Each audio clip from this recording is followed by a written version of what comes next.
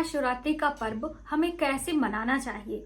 शिवरात्रि के दिन पूजा सबसे पहले किस देवी देवता की करनी चाहिए। वैसे तो आप सभी को पता है महाशिवरात्रि है तो भगवान भोलेनाथ की और माता पार्वती की पूजा करते हैं, लेकिन माता पार्वती भगवान भोलेनाथ की पूजा से पहले भी आपको ये देवता की पूजा किए बिना आपको पूजा का पूरा फल नहीं मिलने वाला है।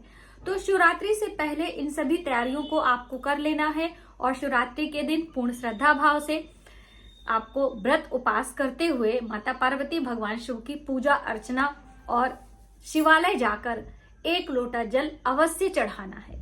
तो देखिए, बहुत सारे लोगों के मन में बहुत सारे विचार आ रहे हैं कि शिवलिंग की पूजा हम करें कि प्रतिमा की पूजा करें जो शिव परिवार की होती है। क्या बिना व्रत किए भी हम पूजा उपासना कर सकते हैं अथवा नहीं। जैसे कि शिवरात्रि यानी कि दिन से अधिक महत्वता रात्रि की बताई गई है, तो अब रात्रि के समय शिवालय जाना संभव नहीं, क्योंकि शिव मंदिर में सजावट हुई रहती है। भगवान भोलेनाथ का विवाह समारोह होता है तो वहां पर भव्य तरीके से पूजा अर्चना होती रहती है, तो आम जनता को जल अर्पित नहीं करने के आदेश होता है। तो ऐसे में हम कहां पर पूजा उपासना करके कैसे उस दिन का पूरा हम लाभ लें। और यदि आप अखंड दीप लगाना चाहते हैं तो इस नियम से यदि आप अखंड दीप लगाएंगे तो आपकी मनोकामनाएं अवश्य पूर्ण होंगी। और साथ ही दोस्तों, आज हम आपको एक विशेष उपाय भी बताएंगे। यदि आप महाशिवरात्रि के दिन करते हैं तो आपकी नौकरी संबंधित जो परेशानियां हैं या आपको व्यापार में कोई परेशानी आ रही है उससे भी आपको निजात मिलने वाला है। तो चलिए देर ना करते हुए वीडियो की शुरुआत करते हैं। नमस्कार, वेलकम टू माय चैनल। मैं हूं मनीषा। वैसे तो हर महीने शिवरात्रि आती है, लेकिन जो ये फाल्गुन मास के कृष्ण पक्ष की चतुर्दशी तिथि होती है इसे महाशिवरात्रि के नाम से जाना जाता है। तो यदि आपने अभी तक महाशिवरात्रि का व्रत नहीं किया है तो आप पहली बार कर भी सकते हैं, यानी कि हर वर्ष आने वाली शिवरात्रि का व्रत करें। ऐसा नहीं है कि आप एक बार कर लेंगे तो हर बार ही करना होता है। महाशिवरात्रि का व्रत ऐसे ही आप करें, उद्यापन करने की जरूरत नहीं होती है। दूसरी अहम बात कि आप सुबह भी पूजा करें, संध्या के समय भी पूजा आपको करना होता है। सुबह सवेरे स्नान ध्यान करें, भगवान सूर्य को जल दें, साथ ही अपने पूजा मंदिर में भगवान शिव माता पार्वती की पूजा करें। यदि आपके घर में शिवलिंग है तो आप शिवलिंग की पूजा अवश्य करें, नहीं तो शिवालय जाकर 1 लोटा जल शिवालय में चढ़ा कर आए। जल ले जाते समय आपका जो पात्र होगा, लोटा होगा, उसमें कच्चा दूध अवश्य मिलाएं, थोड़ा सा काला तिल और थोड़ा सा मिश्री मिलाकर यदि भगवान भोलेनाथ का अभिषेक करते हैं तो आपकी मनोकामनाएं अवश्य पूर्ण होती हैं। और आते समय ये कार्य करना ना भूलें। क्या करना कि जब हम शिवालय जाते हैं, कभी भी आप जाते हैं, तो अपने घर से ही जल लेकर जाएं और जलहरी से थोड़ा सा जल अपने घर अवश्य लाएं।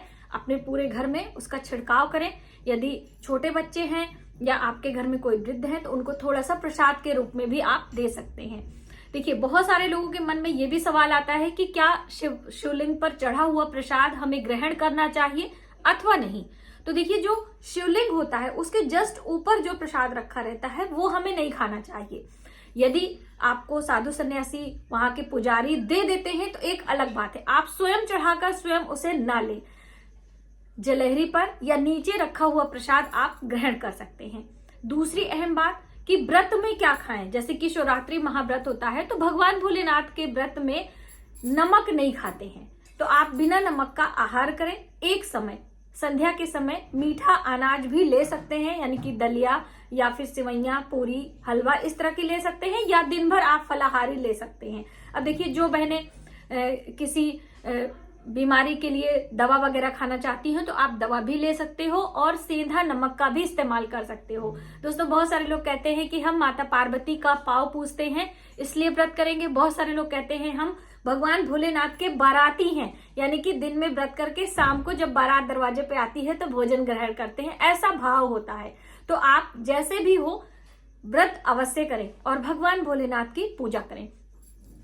शिवलिंग रखते समय इन बातों का ध्यान रखें। देखिए, शिवलिंग की पूजा आप घर में भी कर सकते हैं और मंदिर में भी कर सकते हैं। यदि आप पहली बार लाना चाहते हैं तो महाशिवरात्रि का दिन सबसे अच्छा होता है। आप पहले से लाकर रखे रहें और महाशिवरात्रि के दिन अपने घर में उसको स्थापित करें।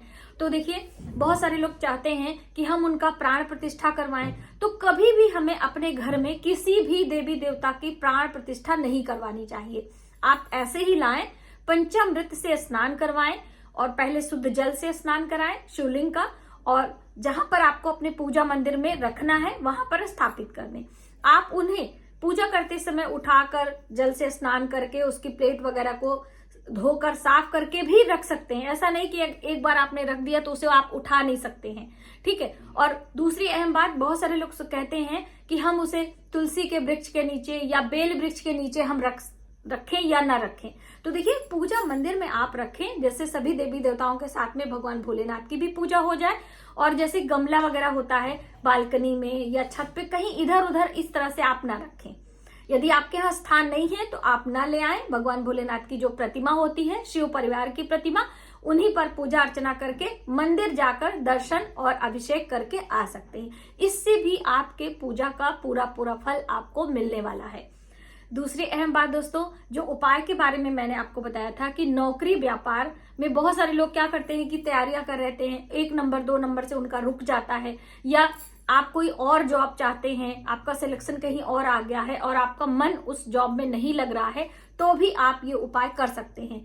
करना क्या है, महाशिवरात्रि की रात्रि में ये कार्य करना है। 11:30 बजे से 12 बजे के बीच में आप करेंगे तो आपका जो काम है, जो आपकी मनोकामना है, वो 101% पूर्ण होगी। लेकिन आपका भाव अच्छा होना चाहिए, यानी कि आपके मन में श्रद्धा होनी चाहिए। 11 मिट्टी के दिए लेने हैं, 11 की संख्या में मिट्टी के दिए लें। जैसे कि बहुत सारे लोगों को मिट्टी के दिए मिलने में दिक्कत होती है, तो आप आटे का भी दिया बना सकते हैं। गेहूं का आटा सभी के घर में होता है, आप छोटे छोटे दिए बना लें और उसमें बाती लगा लें रुई की, और उसमें शुद्ध घी डालें, गाय का शुद्ध घी डालकर अपने घर से लेकर जाएं और मंदिर में एक एक स्थान, मतलब उसको जलाकर ओम नमः शिवाय, ओम नमः शिवाय ऐसा 11 बार मंत्र जप करते हुए उस दीप को आपको मंदिर में कहीं भी रखना है।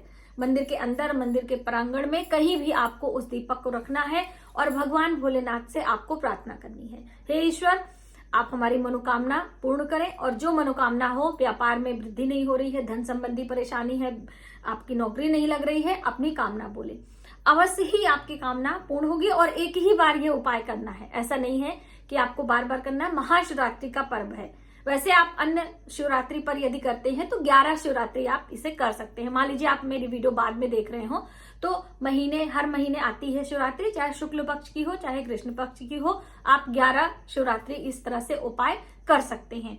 और जैसे मैंने आपको पहले ही बताया, बिना व्रत की भी पूजा अर्चना की जा सकती है। उस दिन कौन सा पाठ करें, ज्यादातर लोगों के मन में संशय होता है। तो देखिए, भगवान भोलेनाथ के बहुत सारे स्त्रोत हैं, आप शिव चालीसा पढ़ सकते हैं, शिव स्त्रोत पढ़ सकते हैं, आप शिव तांडव स्त्रोत भी पढ़ सकते हैं, ठीक है। तो आप इस तरह से शिवरात्रि के दिन पूर्ण श्रद्धा भाव से पूजा अर्चना करते हुए अपनी मनोकामना अवश्य बोलें और रात्रि के समय एक अखंड दीप लगाएं। जैसे रात्रि जागरण का बहुत बड़ा महत्व होता है, हम रात्रि, जैसे एकादशी के दिन रात्रि जागरण का होता है, बच्चे जब हमारे होते हैं तो छठी के दिन रात्रि जागरण का महत्व होता है, उसी तरह से महाशिवरात्रि पर रात्रि जागरण का महत्व है। तो जितनी देर तक आप जाग सके, उसके बाद एक अखंड दीप आप लगाकर सुबह सवेरे फिर से ब्रह्म मुहूर्त में उठकर पूजा अर्चना करके आप अपने व्रत को संपूर्ण कर सकते हैं। तो मुझे उम्मीद है कि आपको ये वीडियो काफी हेल्पफुल लगेगी और महाशिवरात्रि से पहले इन सभी जानकारी लेते हुए आप शिवरात्रि का व्रत करने में सफल होंगे। आज के वीडियो में बस इतना ही। यदि हमारी जानकारी आपको थोड़ी सी भी हेल्पफुल लगे तो प्लीज वीडियो को ज्यादा से ज्यादा लोगों में शेयर करें, आने वाले वीडियो के लिए सब्सक्राइब करें। मिलते हैं एक नई जानकारी के साथ नए वीडियो में, तब तक आप अपने परिवार का ख्याल रखें। जय माता दी।